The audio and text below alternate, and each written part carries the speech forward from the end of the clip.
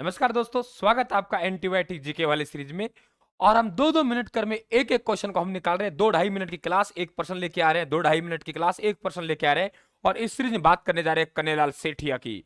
मित्रों, कन्हैयालाल सेठिया की आपसे रचनाएं पूछती है और रचनाएं देखिए, आपको 28 रचनाएं दिखाई दे रही हैं। 2 मैंने इधर लिख दिए, 30 रचनाएं हैं।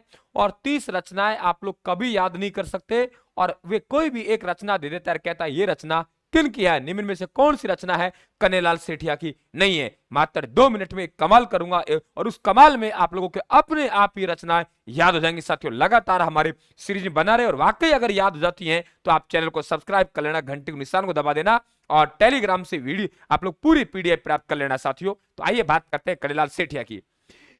कन्हैयालाल सेठिया साहब जन्म 1919 में हुआ सुजानगढ़ चूरू में। और इनकी प्रथम रचना वन फूल है। उर्दू के ग्रंथ है इनके ताजमहल और गुलची। ये तो आपको सीधा ध्यान रखना पड़ेगा, 2008 में क्या हो गया, इनका निधन हो गया। अब देखिए, यहां हम रचनाओं की बात करें तो हमारे पास नंबर 1 रचना कौन सी है, लीलटास। दोस्तों, हम एक गांव में गए थे। कहां गए थे? एक गांव में गए और उस गांव का नाम क्या था? लीलटास। लीलटास से पहुंच गए और वहां एक जमीन पड़ी हुई थी। वैसे हमने पूछा कि भाई ये जमीन का नाम क्या है। सामने से आवाज सुनाई दी, ये जमीन का नाम धरती धोरारी है। क्या कहा मैंने? गांव का नाम क्या है? लीलटास। हमने पूछा ये जमीन का नाम क्या है, तो जमीन का नाम धरती धोरारी है।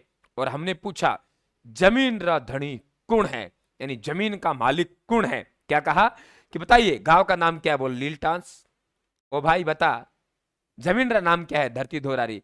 हमने पूछा जमीन रा मालिक कौन है, जमीन रा धनी कौन है। दोस्तों, आवाज आई ऊंचा घर से, आवाज आई ऊंचा घर से, आवाज आई मंझला घर से, आवाज आई ऊंचा घर से, आवाज आई मंझला घर से। इधर से बोला आपका दोस्त कुकू, इधर से बोला आपका दोस्त मिंजर, इधर से बोला कुकू, इधर से बोला मिंजर।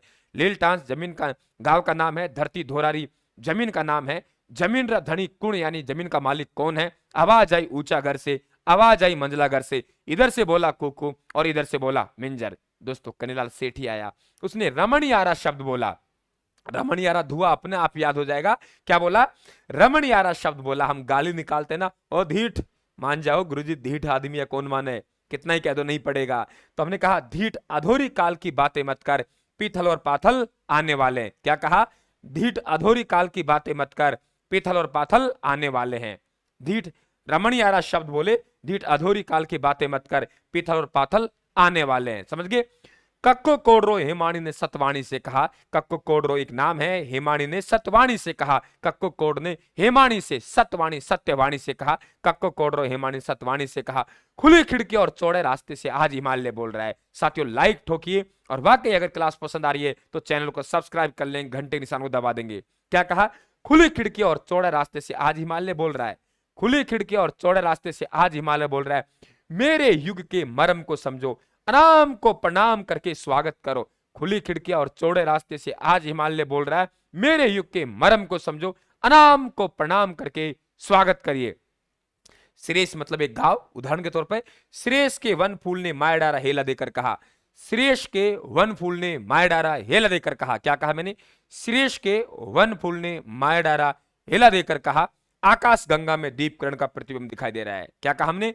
श्रेष के वन फूल ने, श्रेष के वन फूल ने माया डारा हेला देकर कहा, आकाश गंगा में दीपकरण का प्रतिबिंब दिखाई दे रहा है। खुली खिड़की और चौड़ा रास्ते से आज हिमालय बोल रहा है, मेरे युग के मर्म को समझो, अनाम को प्रणाम करके स्वागत करो। श्रेष के वन फूल ने माया डारा हेला देकर कहा, आकाश गंगा में दीपकरण का प्रतिबिंब दिखाई दे रहा है। मित्रों, लाइक ठोकिए, चैनल को सब्सक्राइब कर लेना।